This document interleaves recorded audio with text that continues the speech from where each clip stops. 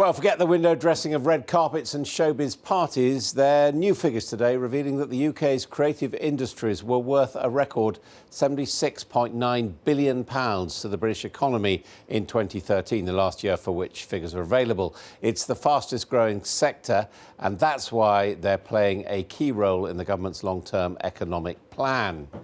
Now, when we talk about the creative industries, we mean a lot of different sectors: architecture, advertising, crafts, design, film, games, publishing, museums and galleries, music, technology and television. And look at this, the contribution which they make, creative industries make, is almost 10% between 2012 and 2013, 3 times faster than that of the wider UK economy, and topping the list compared to the other industries such as professional support. The next biggest, within business, management, law, agriculture, forestry and fishing, faring much worse, actually contracting by 0%. Combined, the creative industries are worth just under £77 billion a year. And if we break it down by sector, we can see that far and away the highest is IT, software and computer services. Then there is advertising, marketing, what we're seeing is that an £8.3 billion from advertising to £10.2 billion in 2013. Publishing actually isn't far behind them. Then film, TV, radio and photography, followed by music, performing arts and visual arts. Interestingly, architecture and crafts have remained static. Now, when it comes to jobs, the creative industries account for 5.6% of all UK jobs. The computer industry was easily the sector's biggest employer, as we can see there, securing 825,000 jobs. Advertising and marketing next, with 482,000 jobs, right down to crafts, the smallest sector in the group, but still nearly 100,000 jobs there. Well, Sir William Sargent joins me now. He's the CEO and co-founder of Framestore, which won an Oscar for visual effects for the film Gravity in 2014. And also here with me are John Mathers, who's CEO of the Design Council, and Dr. Charles Saumarez Smith, who's the Chief Executive of the Royal Academy of Arts. Welcome to all of you. Sir William Sargent, a great success story then, the fastest growing segment of the economy.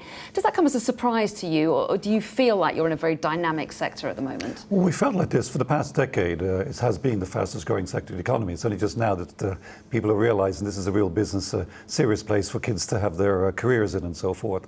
And so it's very sort of good that we're seeing this sort of success story shared properly now in economic terms. But why is it happening? I mean, your particular area of the industry does enjoy certain tax breaks, doesn't it? Is it because of that? Is it because of government help that this industry is doing? If you look at the wider sector of creative industry, including film and television, which I'm in, we're very good at it here in the UK. There's something about the lateral thinking, the ability to sort of make things that are unique and different, which the world connects with. And it's all about connecting with people, and we connect very well with the world.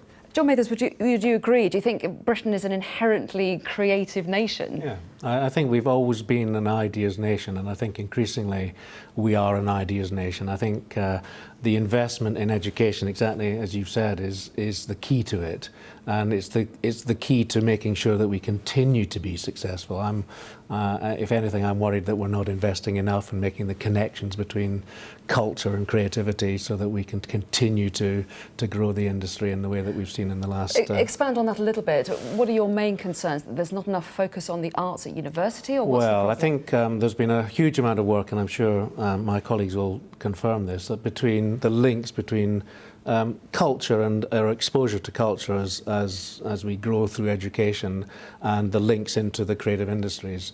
And we've got to make sure that the government is very supportive of that flow through of knowledge and information, so that our creative industry can have the talent that we need to make sure that we can continue the success. Okay, Dr. Charles Saumarez Smith, I'm interested to hear your view on that. Just to pick up on that, do you think that education is an important area? I think we all share the anxiety correctly, because after all, the current government has concentrated on the so-called STEM subjects: science, technology, engineering and mathematics.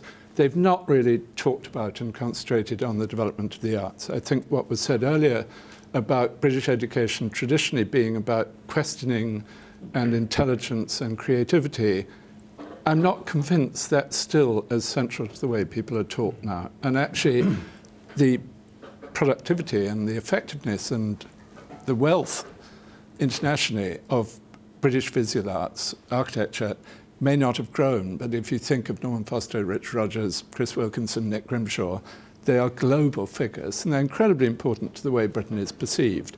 They emerged from a 1960s architectural culture at the Architectural Association, which was very, very much about creativity. And I don't think this government, I'm not convinced any government has really got that aspect of the link between creative education and the creative economy. That's the good thing about this report.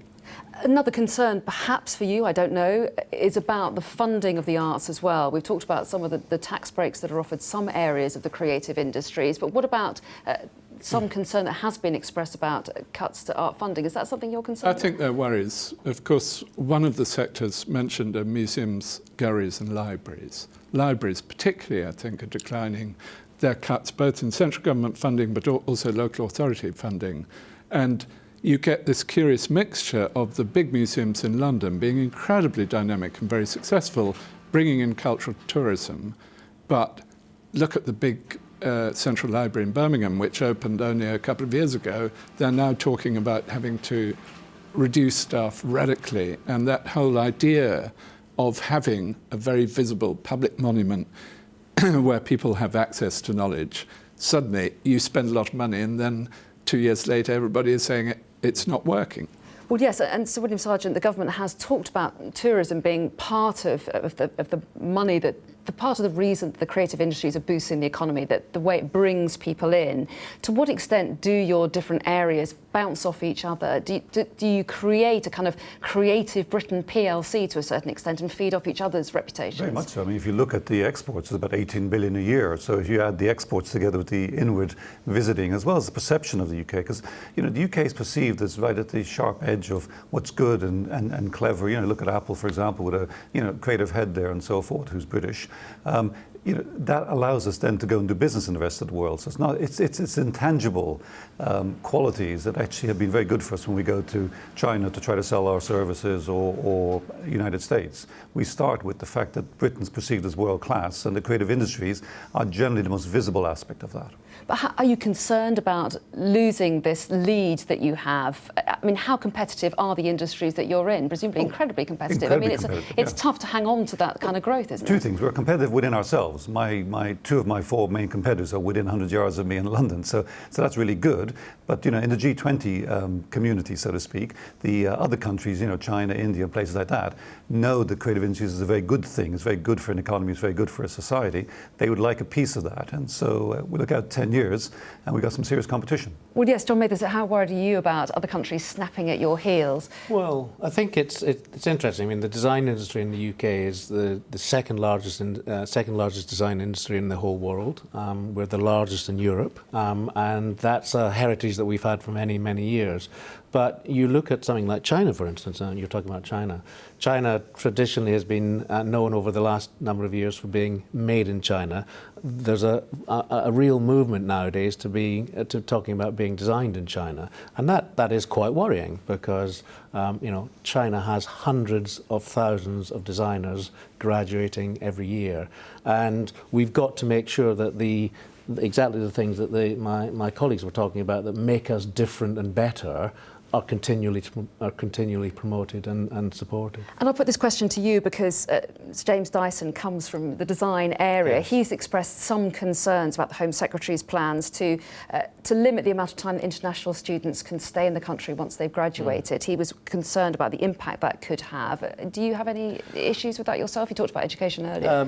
I'm very keen that people can come and be trained and stay and work in this country, and that the talent talent flow should be both ways. I mean, exactly to the point that, you know, many of the world's largest corporations actually have British design at their head. So Johnny Ive, as many people might not know, is a British designer trained in Newcastle, responsible in many ways for Apple's success. And I can reel off countless other designers who are in exactly the same position in corporations around the world. Okay, last very quick question to Dr. Charles Saumarez-Smith. How optimistic are you for the future? Unfortunately, that issue of allowing people to come, I mean, there are two rather uncomfortable aspects to this. One is London is key because London has generated a lot of the design industries, Shoreditch, Hoxton and everything. It's the centre of it. The other thing is it's incredibly multicultural. I mean, the whole, I think, effervescence of the design industries in this country over the last 20 years has depended precisely on the influx of international ideas thought through postgraduate education. The fact that now, if you study here, you're immediately sent back to your home country is potentially very, very damaging. Okay, we must leave it there. This discussion could go on and on, but we must leave it there. Gentlemen, thank you all very much indeed. Thank you.